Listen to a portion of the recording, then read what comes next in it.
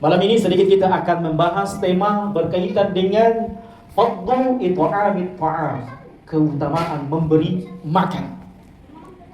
Kenapa jemaah rahmatullah? Sebab kadang kita lupa. Ramadan bukan hanya bulan bacaan Quran. Ramadan bukan hanya bulan berpuasa, tapi kita mungkin luput. Ada satu lagi amalan yang sangat luar biasa dilakukan oleh Nabi kita alaihi salatu wassalam. Apa itu? Ternyata Nabi kita dikatakan kana Rasulullah sallallahu alaihi wasallam ajwadun nas. Itu Nabi kita, Pak, Bapak Ibu, bukan cuma pandai berbicara untuk memerintahkan orang bersedekah, tapi beliau sendiri aktornya dermawan. Jadi Nabi kita itu, Pak, dermawan orangnya, suka memberi. Saking sukanya memberi Nabi kita, kadang beliau tidak punya makanan di rumahnya. Jadi kalau pulang Nabi tak sholat subuh, beliau berzikir sejenak, pulang ke rumah istrinya. Dia tanya istrinya, hal min ta'am, hal minan moda, apakah ada sesuatu yang bisa dimakan pagi hari ini? Kata ibunda istri beliau, Aisyah diantaranya, beliau mengatakan tidak ada makanan yang bisa dimakan ya Nabi. Maka beliau mengatakan, kalau begitu saya berpuasa saja. Coba lihat, kenapa Nabi sering lapar, Pak, Bapak Ibu sekalian? Karena beliau memang dikenal dermawan. Apa yang saja beliau miliki, beliau kasih. Sampai-sampai dikisahkan, Aisyah pernah mendapatkan ada seorang ibu yang membawa dua anaknya dalam keadaan lapar. Dia datang ke rumah Nabi karena mereka tahu Nabi kalau datang dimintai tidak akan pernah menolak, pasti memberi. Walau kana bihi khasasah, walaupun kadang Nabi butuh, itu Nabi kita, Pak. Kadang Nabi butuh tapi tetap mengasih kalau ada yang minta. Maka ketika Aisyah mencari makanan, beliau masuk ke rumahnya mencari apakah ada sesuatu yang bisa diberikan kepada wanita, seorang wanita dan dua anaknya yang lapar, 3 orang yang butuh makan. Maka Aisyah hanya mendapatkan 3 buah kurma. Itulah yang sering dimakan oleh Nabi kita, Pak. Nabi itu tidak neko-neko hidupnya.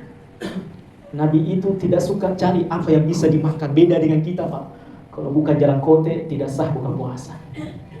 Kalau bukan onde-onde, palu butuh, apa terus yang bisa kita hidangkan di meja makan. Tapi Nabi kita tidak. Kadang beliau hanya berbuka dan sahur dengan aswadan, kurma dan air putih, cukup.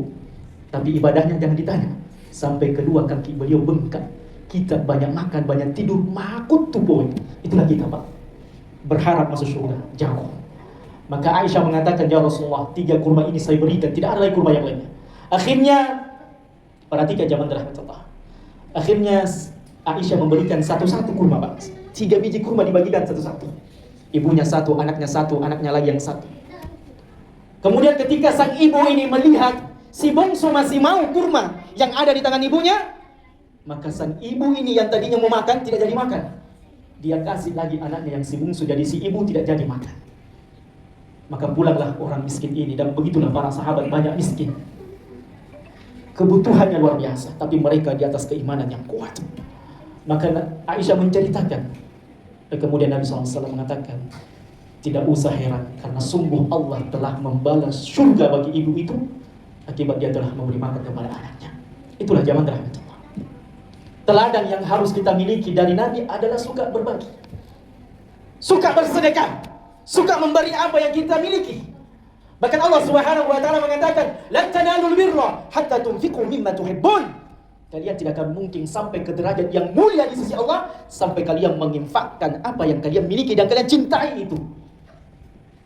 Sekarang pertanyaannya, sudah berapa banyak uang yang kita sedekahkan di bulan Ramadan? Nabi kita, Pak, dikatakan, "Wa kana ma ajwadu ma yakunu fi Ramadan." Nabi itu kalau masuk di bulan Ramadan lebih dermawan lagi. Habis hartanya Nabi disedekahkan. Kenapa jamaah rahmatullah? Sedekah itu sangat luar biasa. Karena sedekah itu dijelaskan oleh para ulama selalu mendatangkan keberkahan di dalam hidup kita. Tidak ada ceritanya orang yang rajin bersedekah bangkrut usahanya demi Allah, Pak. Tidak ada ceritanya.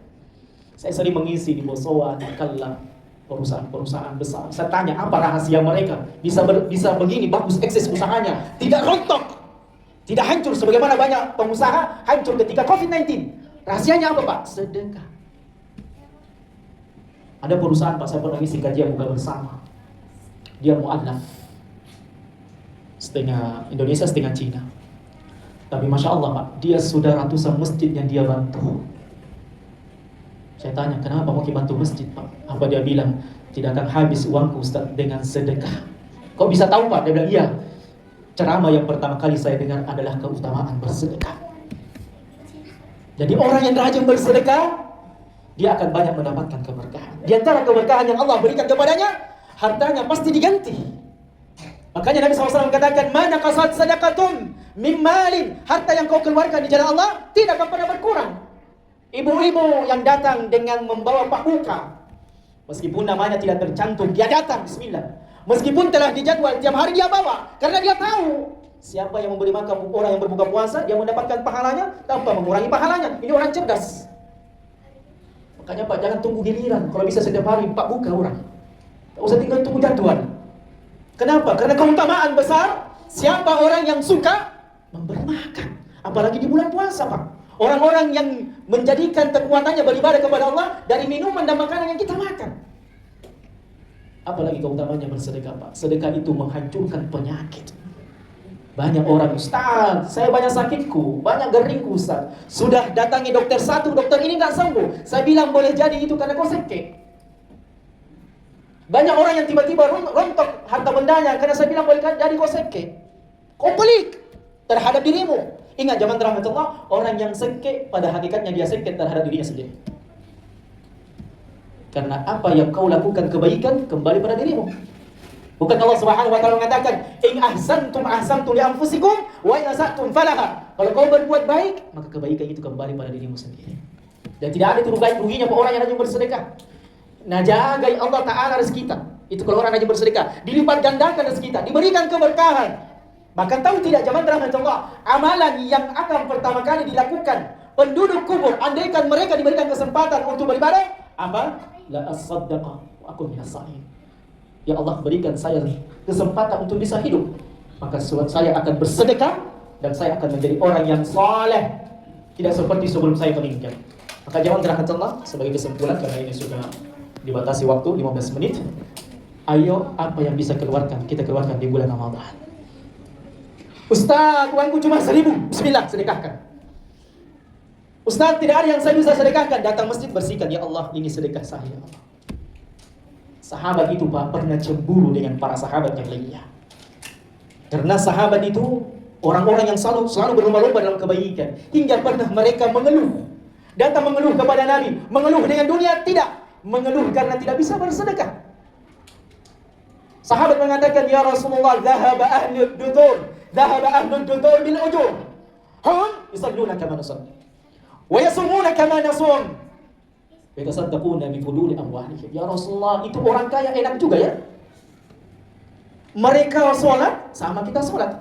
Mereka puasa sama kita puasa. Tapi istimewanya mereka bersedekah dengan hartanya, sementara kami tidak bisa bersedekah. Ini Pak sahabat cemburu kalau tidak bisa bersedekah. Kita subhanallah gilik masake. Padahal uang jutaan rupiah yang kita miliki, keluarkan Pak. Kalau mati apa yang kita bawa Pak? Amalan tadi. Kita kalau mati Pak, anak pulang di rumah cuma satu kata dia bilang, mana warisanku sayang. Dan istri kita kalau kita mati, ada yang mau lamar kita, dia cuma mengatakan tunggu masa iddah, tinggal kita sendiri dalam kubur. Bersama dengan apa? Amalan. Makanya zaman dalam Allah orang cerdas itu ya dia bawa amal, dia bawa hartanya mati. Gimana caranya? Bangun masjid. Gimana caranya? Amal jariah. Apa yang bisa kita lakukan amal jariah yang sangat bermanfaat? Gimana caranya? Beri makan dan minum orang yang berpuasa. Masa 1 juta dipikir-pikir Pak? Jangan Pak. Punya uang 10 juta, bismillah 1 juta. Beli air Pak. Beli makanan. Operasional masjid. Lakukan Pak. Tidak ada yang kita bisa tonjolkan di dunia ini kecuali amalan saleh. Mudah-mudahan kita bisa bersedekah dan menjadi ahli sedekah. Karena itu diantara keberkahan dunia dan keberkahan nanti di dunia akhirat. Barakallahu fikum wa jazakumullahu khairan. Subhanakallahumma wa bihamdika asyhadu an la ilaha illa anta astaghfiruka wa atubu ilaik. Wa akhiru da'wana alhamdulillahi rabbil alamin. Wassalamu alaikum warahmatullahi wabarakatuh.